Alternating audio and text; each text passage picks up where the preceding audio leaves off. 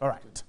Let's start this one. Daily Guide says, I'll fight corruption with special prosecutor. The president talking the girls on his arrival at the Kotoka International Airport, being welcomed by the vice president from his tours of Europe and America. That's a story on Daily Guide. And Akosa gets rival chief in Kwau, the story there on the Daily Guide. The statesman says, we must win the corruption war, president declares. That same story captured by the Daily Guide. Heritage says journalists drag judge to Chief Justice over ban on coverage of MP's murder trial. We'll tell you more about that later on. The Ghanaian Times says 51.2 million city judgment death saga. AG drags Woyome to Supreme Court for oral examination. And then that story here will continue to hunt for corrupt officials. The president talking there. Another cop killer grab.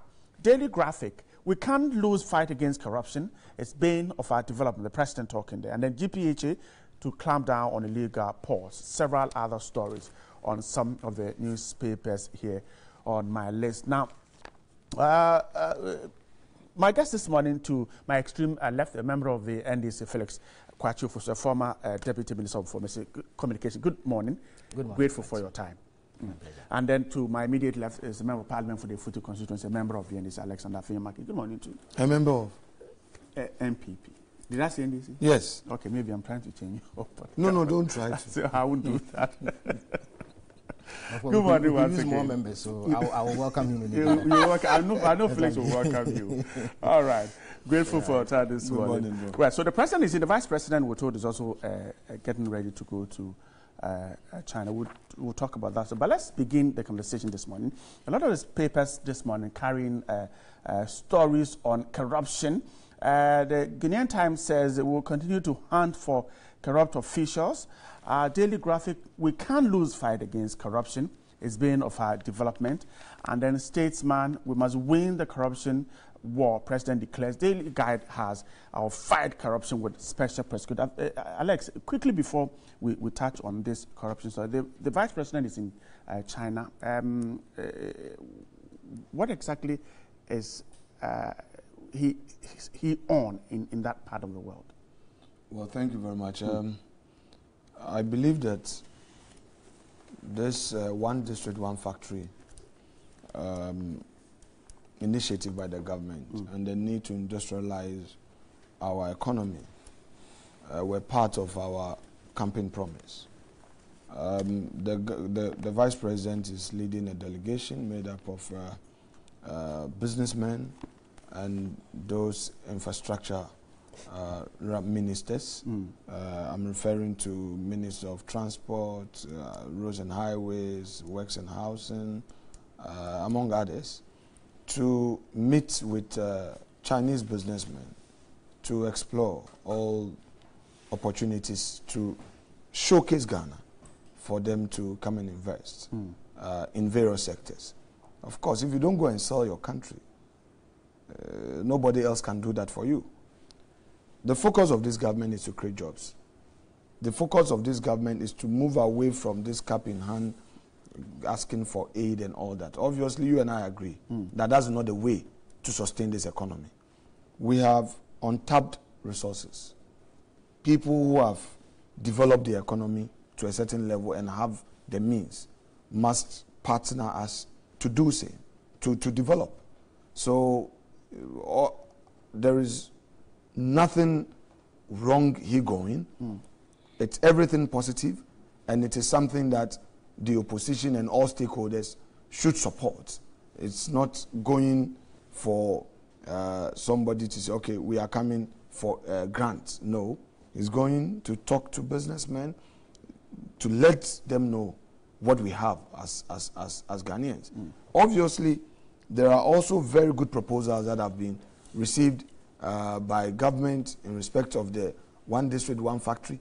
Most people may also have, who also have good initiatives but lacking funding, would have the opportunity to discuss with financiers, stroke investors in China on this trip, so that they could roll out such initiatives on our own soil. I see. So this district 151 district thing is not only reserved for the local Ghanaian entrepreneur, but foreign investors can come. Of course. I mean, it's not limited to only Ghanaians. It's Ghanaians who have the means, a partnership with foreign investors. In any event, if a foreign investor comes into your economy and invests, it's to get value-added products. 2 is to create jobs, and also help in managing your inflation and also stabilizing your currency, because you are manufacturing here and you are exporting. What you would otherwise import, you can buy here. So it's in various sectors. How well have we galvanized the local business person here before going to China to talk to the investors there? Come on, Bright. If you pick it from that angle, you would miss the point. In what sense? You see, most of us have very good ideas, but we lack in the sense that the president has always talked about growing a local economy, making sure that the local businessman takes over the reins of government. Of the economy, you mean? Exactly. The reins of economy, not yes. government. But how do you achieve it? If you don't have the financial muscle to do it, you tap into other economies where the means is there. It doesn't mean that you are abdicating that objective. You want local businessmen to take charge, but in so doing, you would also look at areas. For instance, I am in the transport sector. Okay, as we speak, I need no less than 100 trucks. I've been able to, on my own, get about 20 trucks for various logistical operations per my company's plan. But I need over 100 trucks. As we speak, I'm also talking to some Chinese investors to support me. I'm talking to some manufacturers in France to see, we have a French export guarantee, COFAS. I am putting a proposal together where under COFAS, my company is supposed to contribute 15% and COFAS guarantee for 5 years, so you have to support it with avalized bills. So obviously you have the means. I'm into logistics and transport. I need 100 trucks for various sectors. I don't have the means. So somebody else who has an opportunity in China, for instance, if I get a Chinese businessman who has opportunity to supply me trucks on credit, that look, your company will supply you for 5 years. You pay over 5 years. Every 6 months, you pay us. Or we can give you for 3 years. I look at my cash flow. I look at the contracts I have. Then there's that partnership. So we pay off. You are an investor. You invest in the business. What are you bringing? $10 million, $5 million. So these are the areas. So you have, hold on. Quickly, because I'm getting... Yes, there is also a company that wants to manufacture flatbed trailers, okay, and manufacture bolts and nuts. We're talking to them. We don't have the money. It's an Indian company. They said, okay, if you could raise $2 million, we can bring in $3 million, get the land available for us, and then we can set up. In that case, we can, if we're able to do that, flatbed is a hot cake, because most of these container businesses, intra-port businesses, you need trucks. Instead of importing trailers, you can now have it, both and not. You can export to Mali, Niger, Nigeria, and other landlocked countries where they need these things, because you don't have such factories there. So it is not about the Ghanaian businessman and looking solely at that in isolation, but it's a partnership, because financial muscle is our problem. We don't have the resources here. We don't have the financial means. Other resources, yes. But your party is said to have said several times that the means are here, the financial resources are here, and we can do with it, except that we are not managing it well.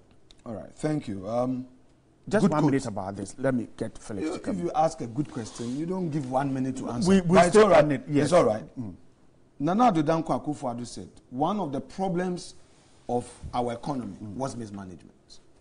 And that we have the resources, because we do not have our priorities right. we lose it. That is for the mainstream managing state resources. Now, is that not an open truth?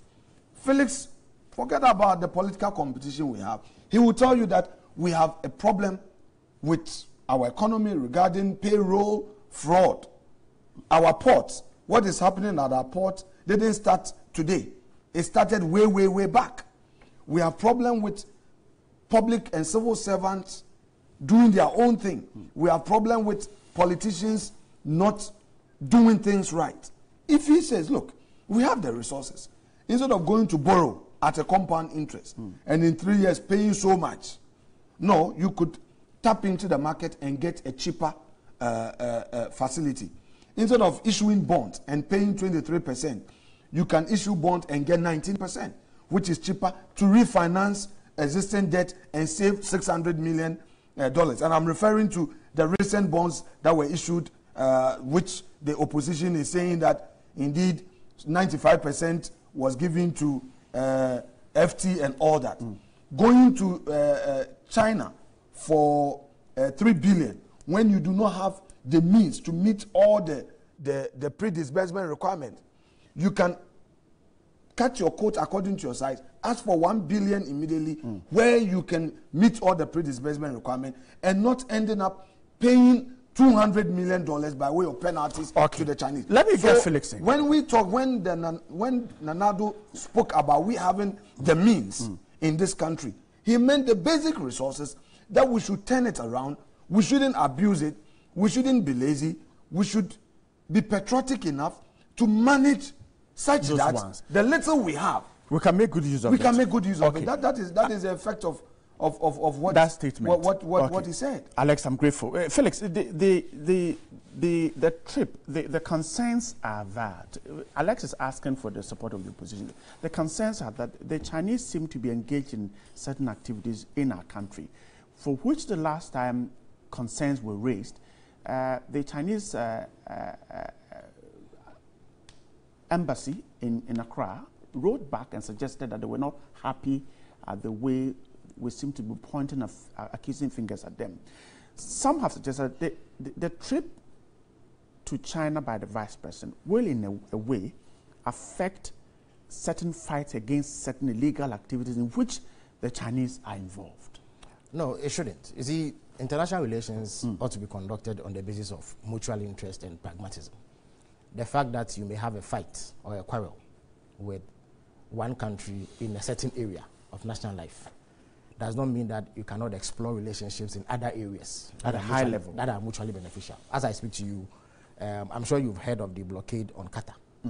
I mean, one of the prime backers of that blockade is the United States of America. But only last week, Qatar bought $12 billion worth of jet fighters in order to shore up their defenses.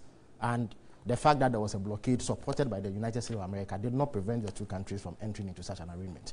So what I mean is that we cannot look at international relations with simplistic lenses. The issues are much deeper and more complex than that. So I don't think that we should ascribe such motives to the vice president's visit. In the regular course of government business, government officials travel to conduct all manner of business and transactions on behalf of the state. I mean, he mentioned the CDB loan. It came out of a visit paid by President Mills in 2010.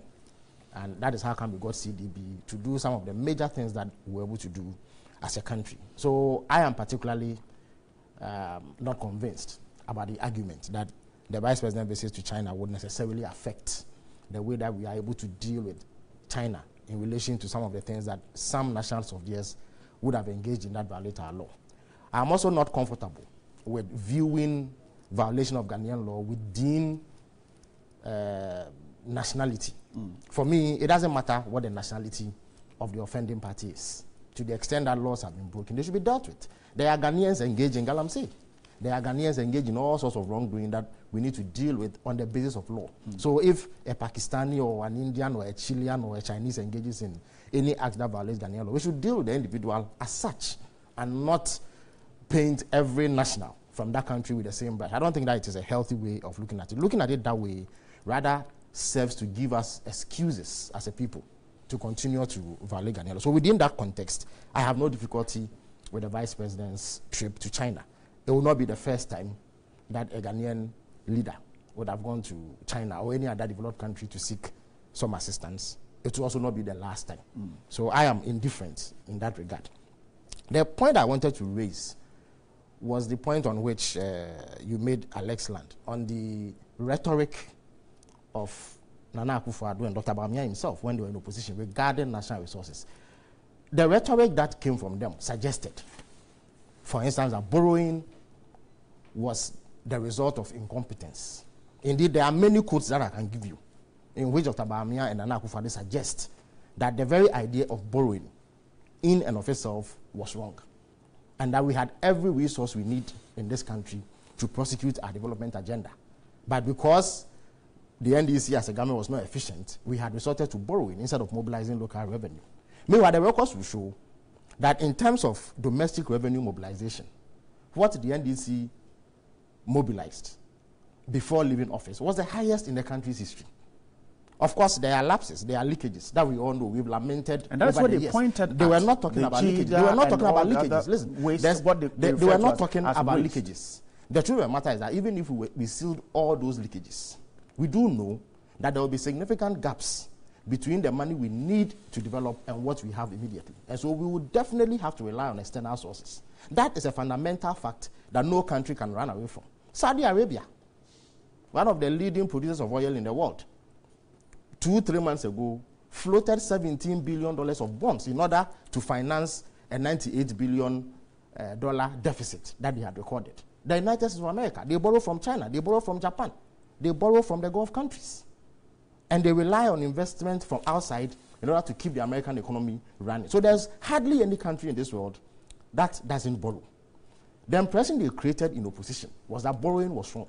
As I speak to you, if you put aside the controversial Franklin Templeton bond, which has become the subject of major political contention in this country, they are talking about floating energy bonds on the back of the energy sector levies, which the NDC put in place, which in any event they criticized and bastardized and claimed they would scrap if they came to government. On the back of that, they are going to borrow another $2.5 billion, which would amount to about 10 billion Ghana cedis. Now, if you put that together with the Franklin Templeton bond, they would have borrowed about 20 billion Ghana cedis in the first 6 months of their government. That doesn't strike me as the action of a party that was averse to borrowing. Dr. Bawumia was going around claiming that he had worked at the Bank of Ghana and so was aware that we have all the resources that we need. That is not to say that there's no merit in the argument that we need to do more with regards to public financial management in order to seal all the loopholes and garner as much revenue as we can as a country to prosecute our development agenda. Now, the other point I wish to touch on is the issue of the one district, one factory. You see, Bright, the way that the MPP campaigned and the soundbites and rhetoric that emanated from that campaign appear to show that that one district, one factory slogan, as of now it is a slogan, was going to be a primarily public sector-led activity, that government was going to put money into constructing factories in order to spare employment. Perhaps in the same vein as the NDC did with the Tuabo gas factory, the Commander sugar factory, the Almina fish processing plant. About a month ago, the Fisheries Minister commissioned that, and they did it surreptitiously for very obvious reasons, so that Ghanaians don't recognize that that is an achievement of the Eswal Mahama administration. The share butter factory up north in Bupe, and all the other things that we were able to do as a government in order to generate employment. That was the kind of perception that they left the Ghanaian public with. Now, I'm aware that if you go into the manifesto, they speak about private sector participation. In other words, we're going to partner the private sector to do that. But I wish to ask a question. Right, has there been any limitation placed on the private sector in the last 30 years or so with regards to setting up factories in any district of their choice? No. Just not directly, please. Yes, but you see, the environment. But you see, I'm coming to that. But as I speak to you, nothing has been done about those things. They say that they've held a consultative forum with the private sector on how to set up that one district, one factory. When in fact, you've left an impression in the minds of people that it is government that is going to put money into establishing these factories. In fact, you would recall that among other promises, they said they will give 1 million to every constituency. And then they will construct a dam in every village in the 3 northern regions of Ghana. The minister says that 1 million is ready. There's a 10-member committee now. Well, she has not only said that. She has actually said that 1 million apparently is going to be used to do everything. One factory, one district, one dam, one village, and the community development, which initially we were told was the reason why the 1 million was going to be given, has now been limited to giving them $300,000. So there's some disconnect between what they said on the campaign trail and what they are doing in government. Look, like I said, there's no barrier to the private sector setting up factories in Ghana. I can give you off the top of my head dozens of factories that were set up by private sector concerns in Ghana. Indeed, between 2009 and 2016, before we left office, over $1 billion of investment had been pumped into this country through the Free Zones Enclave. About 70 companies had actually set up, and these are primarily private sector people. There's one doing ceramics at Ishim in the Western region. It's a private sector-led activity. There was no hindrance. Yet, the NDC government wasn't going around touting that as an initiative. What I mean is that the private sector has always been able, within prevailing circumstances, to set up factories in Ghana to employ people. Also, if you listen to what the NPP is saying, that, government is going to take up 25%. That is if they have to put something into it at all. And you look at all the things that have gone on, one gets the impression that what we are going to see are not the kind of mega factories that people had envisaged. Because to get 1,000 people employed, you need to put in close to $50 million. The Asian factory that I spoke to you about, it belongs to a company called Wankan. They have 3 production lines that is going to enable them employ 1,500 people. They put in about $60 million to achieve that. The Commander Sugar Factory, in terms of direct employment, can employ up to just about 200 people. That costs $35 million. The Etuabo gas processing plant costs almost $1 billion. And the number of people employed directly by the factory is about 120. So you need to do proper assessment so that people do not have expectations that will not be met. You don't go and put up micro industries, small factories dotted around the place and employ 15 people. It's employment. But is that going to make a significant dent in the kind of unemployment you had? And mind you, but this is also not mind you, mind you, the last time that the Ghana Statistical Service did anything in relation to employment, they said that they had counted 1 million people who are unemployed in Ghana. So if you are going to engage in an initiative, that initiative must make a significant dent in the unemployment figures in order to justify the kind of public confidence that we need to invest in it. So I will support any initiative that leads to the creation of jobs and that reduces the plight of young people who don't have employment. Why? Just before we left office, we set up the Accra Data Center, which is on the verge of employing 10,000 people. Those kinds of massive employment generation efforts are what we need to be talking about, not the small things that they are saying, which diametrically goes against what they said when they were in opposition. Wrap up from yes. So with regards to national resources, mobilizing same and using it to finance campaign promises, I am not sure that the NPP has been candid with the people of Ghana. What they said in opposition is significantly different. For instance, you tell us that you are going to give $1 million to each constituency so that the constituencies will then prioritize what areas they want to invest in. Now you are telling me that there's a 10-member committee that is going to decide on what I mean, even that 1 million has been slashed to 300,000. Right? What significant impact would $300,000 make in a constituency like Ablekuma North, for instance, that has close to 300,000 residents?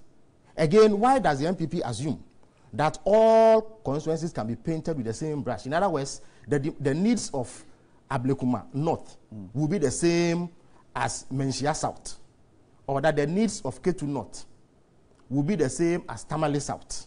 So if you give all of them $300,000, the problem will be resolved.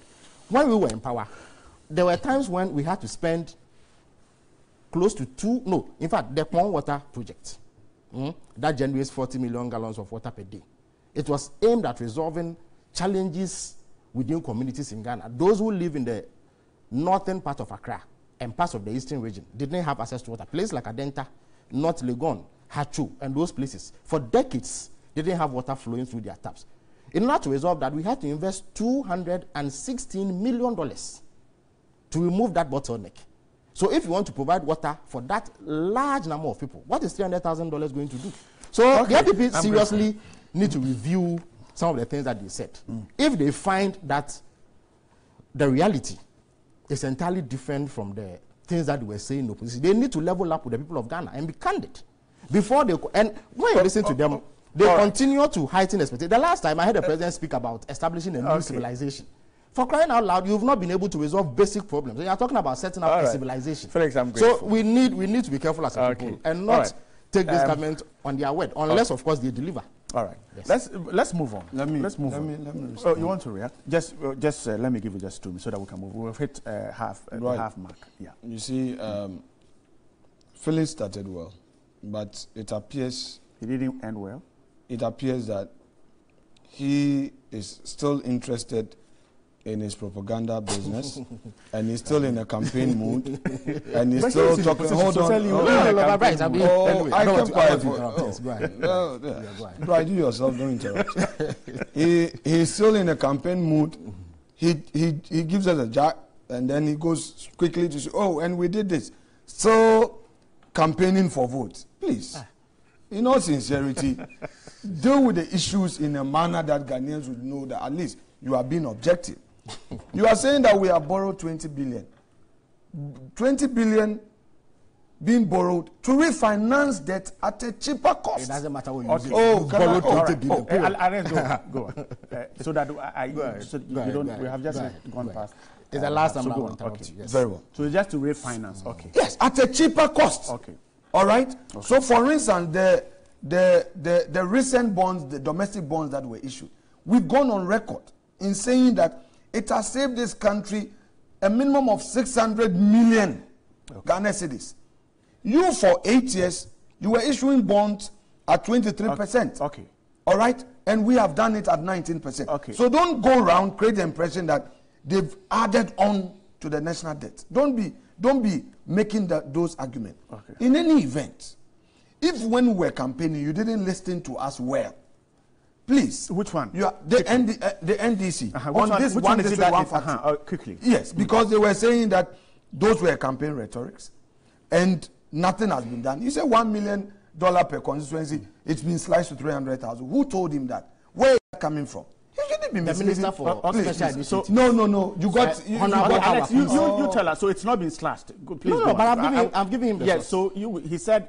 It is 300,000. It's not. So no, Bright. I beg you, Alex. I'm not interrupting you. Yes. But information. It's all right. If you are able to listen to me, if you are able to listen to me. Last week said that the 1 million constituency is going to be used for a number of things, and he mentioned all of them. Okay, let me give Alex a chance if there's anything to go ahead. I'm sorry that I have to. Alex, please go. Yes. You've apologized severally. Severally. Yes. I'm trying to move to another topic, so please go. Don't. Let's exhaust this, and then let the viewers. We can't exhaust it. Well, if you want to go ahead, what can I do to you? Alex, we can't. You and him. If you partner to ambush me, what can I do? No, Alex, we can't exhaust. You see, please go on. When we provided for something in the budget. 1 million per constituency has been budgeted for. Right. It's in the 2017 budget.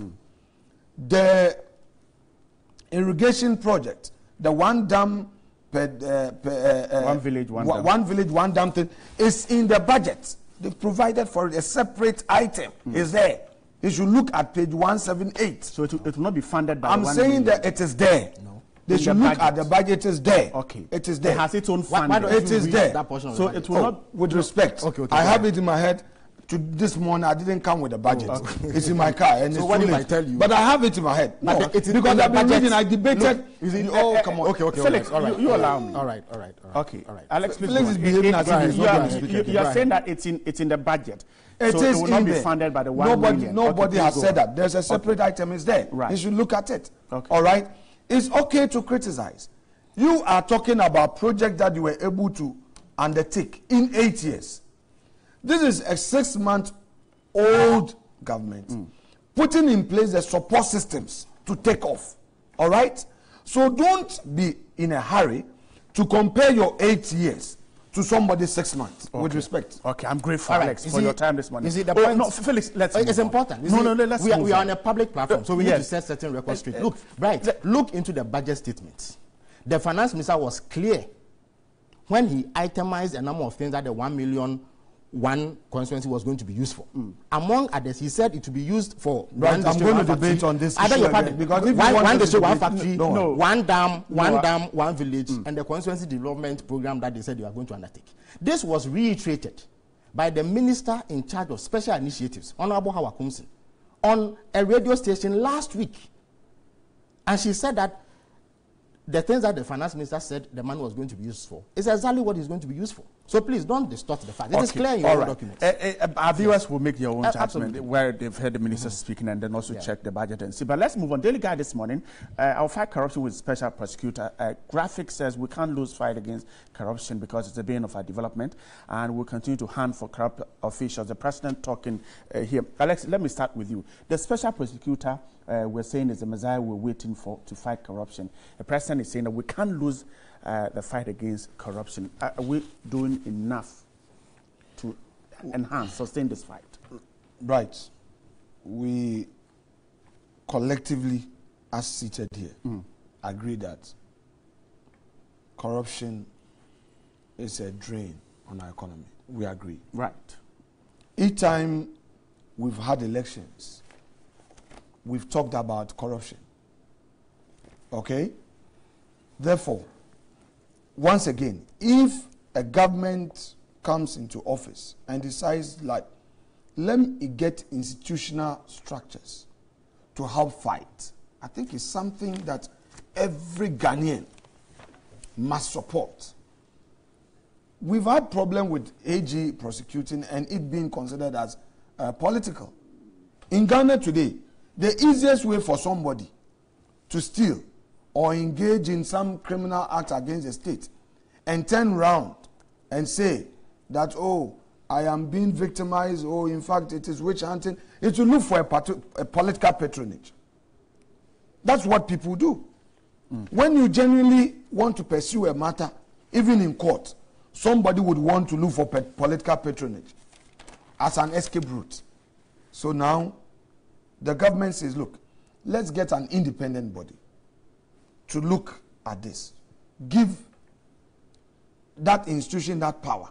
We have IOCO, an independent state institution to help fight corruption and organized crime.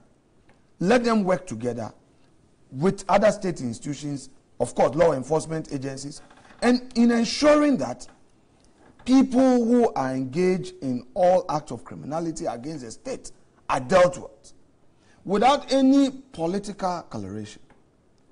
I think that what Mr. President has said and what the president intends doing must be supported, irrespective of your political affiliation.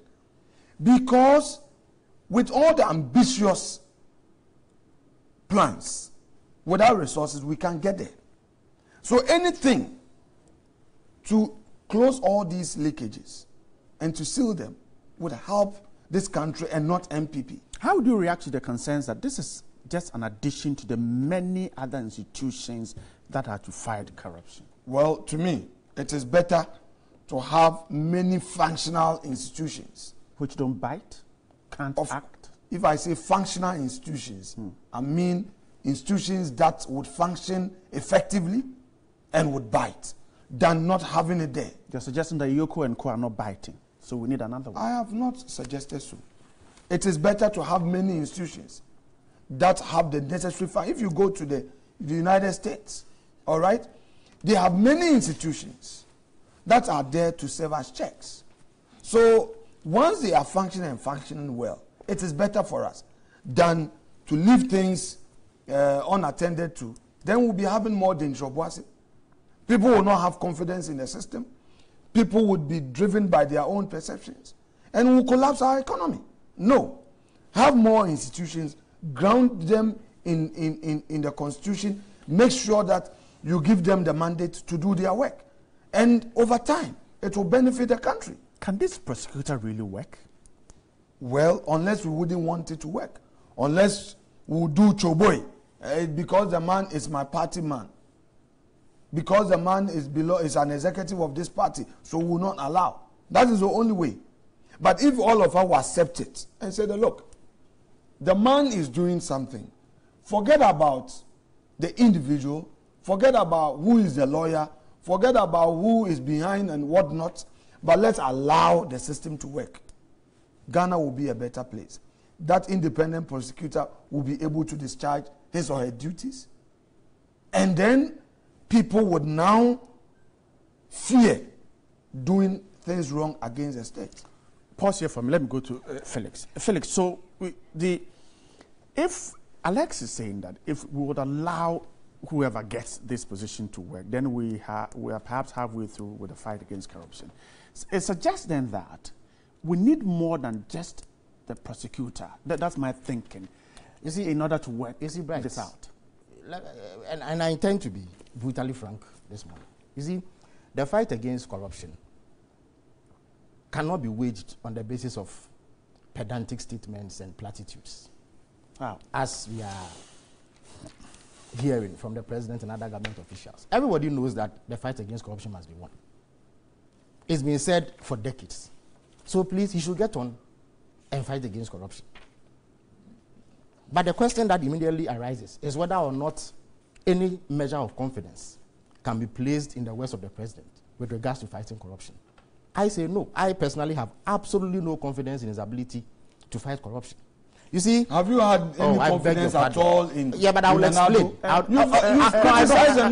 Have you ever applauded Nanado on any single thing? Alex, is there any single thing positive about Nanado? If I come back to you, you can make that statement. But Alex, no, I want to pose a direct question. Alex, please, you are not the moderator of the show. Political life. Alex, have you ever seen anything positive about Nanado? Please, you put it on. Yes, I'll put your microphone off. I see. I'll put it on when it is your turn. I'll give you and I'll make sure Felix doesn't. But he didn't put on. When he misbehaves, I'll put his own off. So Felix, never misbehave. You see, for now. You see, Bright. Felix, Bright. Right from his days as leader of the MPP to now, I have not seen enough from him to convince me. Now enough. That he will be able to win the fight against corruption or any other form of wrongdoing for that matter.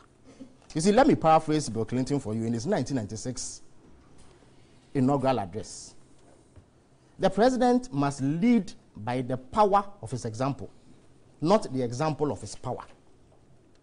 Today, we are told that a special prosecutor is the messiah to take us to the promised land of anti-corruption. So we should wait for a special prosecutor. The special prosecutor is going to do nothing more than taking people to court to prosecute them if there is corruption. It is a function the Attorney General can perform, and they are equipped to perform if there is a willingness. The reason we are giving I'm coming. The reason why the MPP proposed the special prosecutor is that they say the Attorney General is not independent. And so the special prosecutor... No, they never said that. Then what is the point? They said the politicization. No, but that is the point. But it's the same thing. It's the same thing. No. It means that the AG is from the ruling government, and so he or she is unable to... And who says that... prosecute who says that own President supporters? Who says that this president... Who says this president will not appoint somebody from the MPP or a supporter of the MPP to the special prosecutor's office? Why?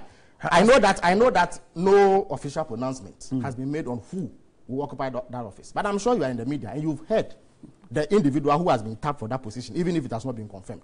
Does that individual strike you as an independent person? Is he not a bosom friend of the president, a supporter of the MPP, who has been involved in activities of the MPP? In the campaign, he played a role, even if it was overt. It was covert. So let nobody believe that merely because they call him a special prosecutor or an independent prosecutor or ascribe independence to him, he is independent. It is easy to peddle allegations against political opponents, round them up, and if you are not fortunate to have a court that is balanced, secure conviction against them on the basis of trumped up charges. The real fight against corruption is when a president is able to deal with corruption or wrongdoing by his own party members and members of his government. Bright, I ask you a very honest question. Give an example. Please. There's a plethora of instances that shows that President Akufo-Addo does not have the willingness to punish wrongdoing so long as it is coming from the MPP. A typical example of that is the gentleman who attacked ASB Nanka Bruce right at the Flagstaff House. The Delta forces imbroglio. Why? Look at the shoddy manner in which they prosecuted those 8. I didn't know judicial process. What judicial process? They say that, oh, they couldn't find evidence. As if it is my mother's responsibility to go and look for evidence, to come and prosecute people who burst into a court and subject the court to the sort of desecration that the AG cannot retreat on a case to gather fresh evidence. So how long is that what you're saying? No, we were told the AG cannot retreat and gather fresh evidence. The AG has not indicated that they are gathering new evidence. Oh, yeah, no, let me make the point. Let me make the point. Looking for evidence. They've not said that. What they've said is that there was no evidence to prosecute the Delta 8. That is what the principal state attorney in the Ashanti region said. The AG said they were unaware of that decision, and so they were recalling him to Accra to find out what happened. It's been a month or so since that happened. Does it take 1 month to find out why? Let me make my point. But isn't that why the accused persons were discharged and not accused? But that's the very point I'm making. A violent crime is committed in broad daylight. Okay? In fact, in the instance of ASP Nanka Bruce, there's CCTV footage of the Invisible Forces member who committed that crime. Rather than going to look for that individual, they punish those who leaked the video. But he himself said he's no more interested in the case. So no. You see, no. There are two things. Look. Right. Apart from the assault, there's the issue of disorderly conduct. The gentleman breached the security of the Flagstaff House itself. So that is what ought to concern the government and punish him for that kind of conduct, even if ASB Nanka Bruce doesn't want the personal assault against him delved into. But the point is that so long as that gentleman remains a member of the Invisible Forces of the MPP, there's no interest. In fact, does it not offend you that today the president who leads a party in power takes no action to stamp out militancy in his own party? That a party can publicly boast that they have militants, call them all manner of names, and there's no action from the president to put an end to that. Why? We were in this country when we heard the Minister for Gender use very offensive language on the MPP Northern Regional Chairman. Did you see any action taken by the president on that matter? Right, were you not in this country when Victoria Hammer engaged in what I would call petty gossip, okay, about a colleague minister? It warranted her dismissal by the president of the land. That is a president who is interested in checking wrongdoing. Why? They speak about corruption and protecting the public purse. Yet, all they've been engaged in is ostentation. Today, we have 110 ministers, all drawing down on public resources. Which government engages in this level of bloated government, this kind of ostentation, and also speaks in the same breath about fighting corruption and abuse of public resources? 110 ministers, including a minister for public procurement, despite the existence of a public procurement authority. We just spoke about the Minister for Special Initiatives. A Minister for Special Initiatives. Why? The one district, one factory. Is it not the Trade Ministry that is engaging all the backroom work to implement it? The one district, one dam. Is it not work that falls under the purview of the Greek Ministry? The community development. But are they not local? I beg your pardon. I do. Are you sure? I beg your pardon. I'm coming to you. I beg your pardon. Are there not local agencies, these assemblies, that have been involved in developing communities since time immemorial? So what do you need a special initiative minister for? A minister for monitoring and evaluation, when almost every state agency has a monitoring and evaluation department. A minister for sanitation, when there's a local government ministry. A minister for regional reorganization, when there's a local government ministry. Right. So you show such levels of ostentation. You bloat government despite public outcry. You don't care. Apart from this, there are hordes of special assistants all over the place about whom no disclosures have been made. Everything that they have done has been aimed at dissipating public resources, and yet we are told that the president wants to fight corruption. Okay. Yet, you see, charity begins at home. And like I said, the president must lead by the power of his example, not the example of his power. Okay. You were expressing concern about the Special Prosecutor's Office. Look at the way that they have had no compunction, politicizing every agency of state. Today, where you should send business and technically oriented people, they are sending hardcore politicians, state institutions. So if you have any doubt that that special prosecutor will be none other than an MPP supporter, please disabuse your mind of it. Okay, so it is for that reason that I say that I have absolutely no confidence in the so-called fight against corruption. Okay. Because a man who cannot wage war on vigilantism and militancy in his own party I'm not sure is stood in good stead to speak about fighting corruption. You can go after political opinions, Alex, but go after your own. Felix seems to share completely different opinion from what you think about the special prosecutor and the fight against corruption. And he's mentioned several issues, particularly whoever gets the chance to sit there. First of all, I wouldn't waste my time on some issues that he brought in just to confuse us. You see, I'll tell you something about the NDC. In the whole of the 2016 election, their focus was on Anado, attacking. Their president will go to Salaga and be insulting Anado. He doesn't have the competence to be a leader. He can't be a leader. They go to Cape Coast, spend the whole time insulting Anado, including ministers of state openly voicing out unnecessary rhetorics against Anado.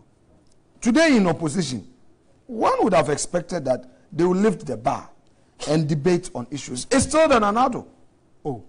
I asked a simple question. Well, please, don't interrupt me, Bright.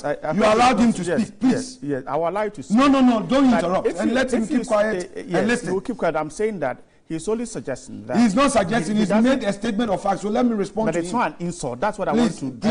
My viewers' attention. If I say I don't have Alex, please. Please, you let me finish. He has not insulted. No. You let me. But I want to draw your attention. They have insinuated. You let me. Right. If you don't want. Okay. Going on with these such insinuations will not help you. Deal with fact. If there's a matter, hold it and say, this is issue 1. I'm dealing with it, rebut it, come out with your contentions. But if one person, and I asked him, in your own view, if you ask me to tell you something with all my disagreement, is there anything positive about Felix? I can tell you, I can give you one. Felix, please don't. Really? I don't want to put your microphone. Go ahead. Alex, please go ahead. Yeah, I'm sorry. He's not misbehaving. I'm sorry for He has not misbehaved yet. I'm sorry for he has still not misbehaved. I'm sorry for this. Alex, I several, you continue to apologize and get the support of right, no problem. All right, Alex, please go on. To Felix, there's nothing good about Nanado. The inflation that has gone down, there's nothing good about Nanado.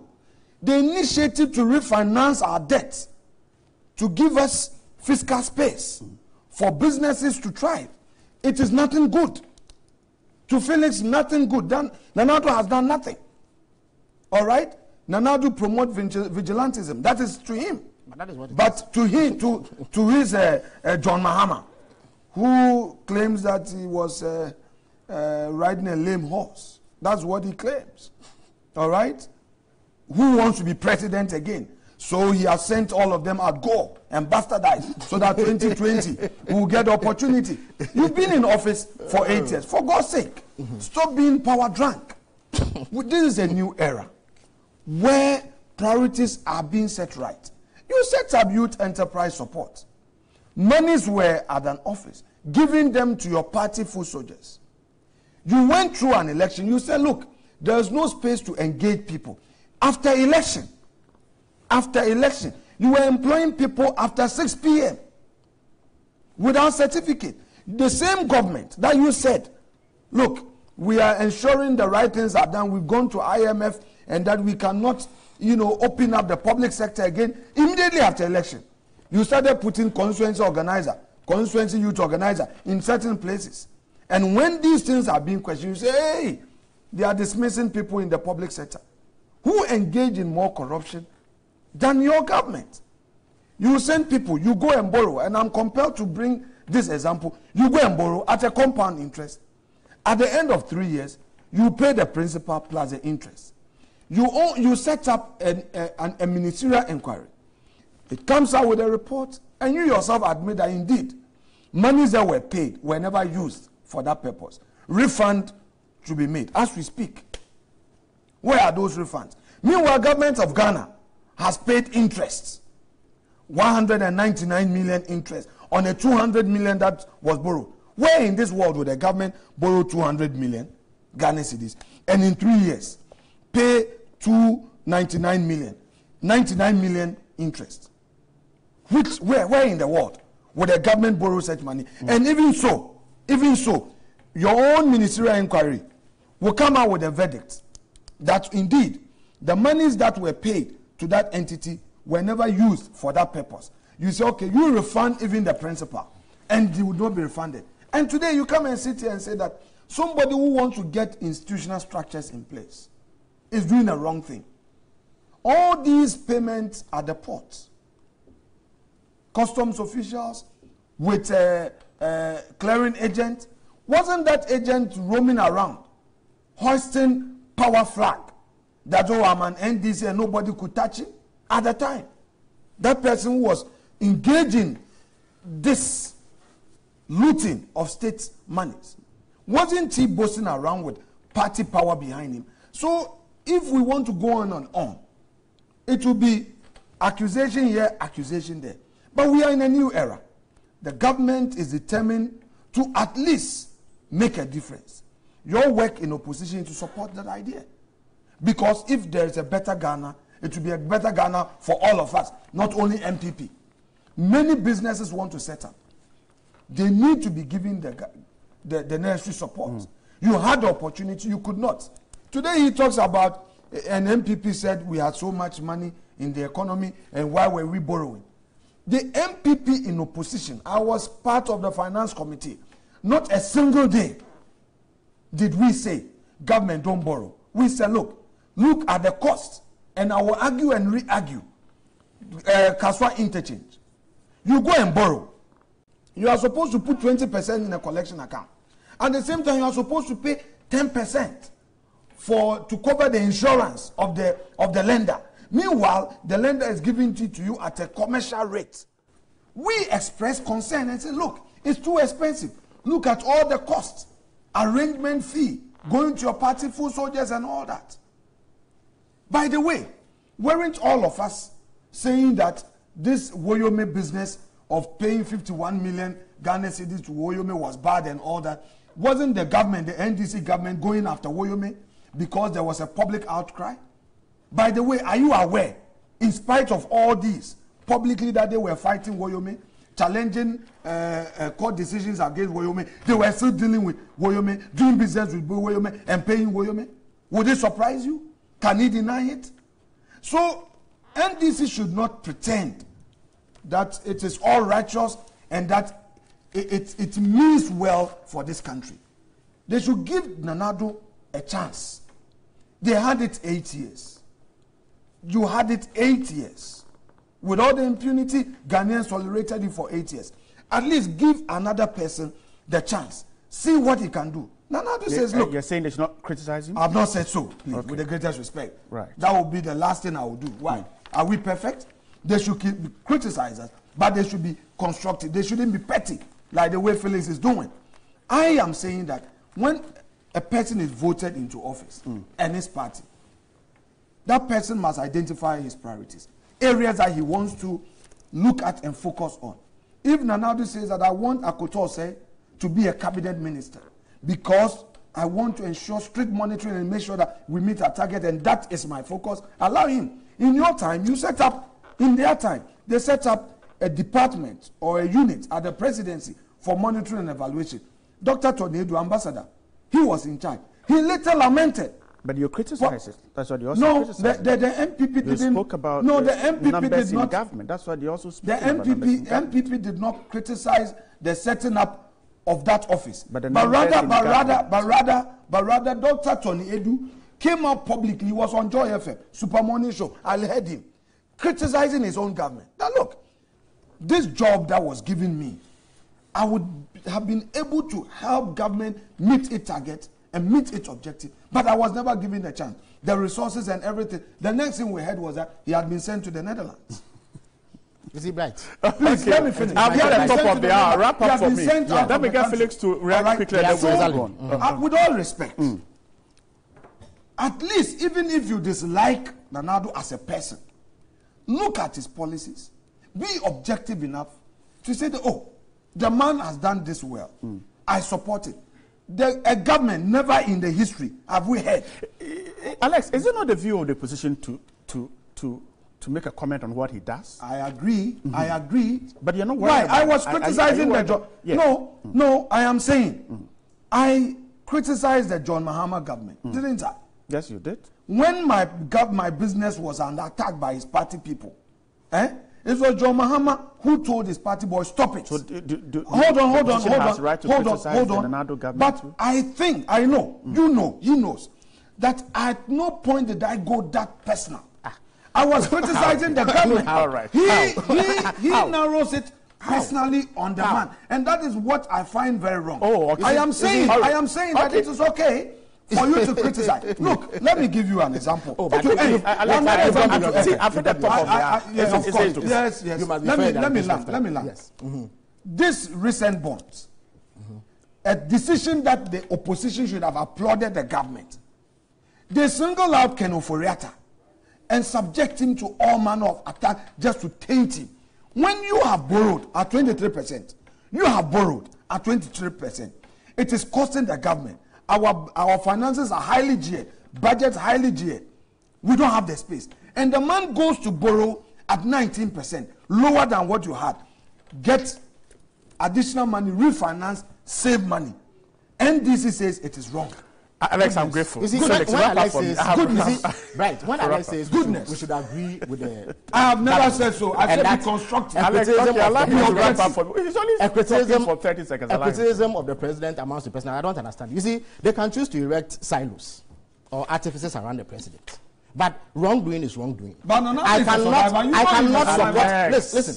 You cannot give him to power. For 20 years. You cannot be a survivor. You cannot. So let him survive. Let him survive in the country. Yes. With the lopsided policies he is implementing. How do I support an outrageous 110 ministers? How do I support such? You are going back to the. How do I support the terrorism that your party militants are unleashing on the people of Ghana? I should support. Right. I'm that serious. Terrorism. Right. I should support. No, but let me make my point. The use of terrorism. Look, let me withdraw. Look. I should support. Alex, the use of terrorism. Listen, right. I should support the invasion of a court. To disrupt if you say invasion, fine. But he has used terrorism. Let him withdraw. No, but he has changed. Let him withdraw. Felix, terrorism is terror is simply using fear, violence to push an agenda, whether ideological or political. Right, you have a group of people. You have a group of people. Whose agenda? You have a group of people using violence. Okay, using violence to push it. A police officer sits at the Flagstaff. I am and a member of a party. Gentlemen, I am grateful. I am grateful.